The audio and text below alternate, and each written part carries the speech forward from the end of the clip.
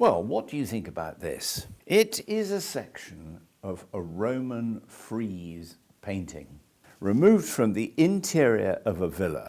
This particular section, we can see some decoration along the border, that moulding, and also the theme of birds and foliage. It's been expertly removed from the Roman structure and preserved for us to enjoy today.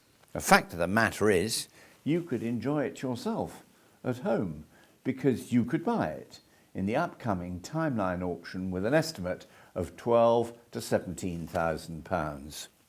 And very, very, very nice too.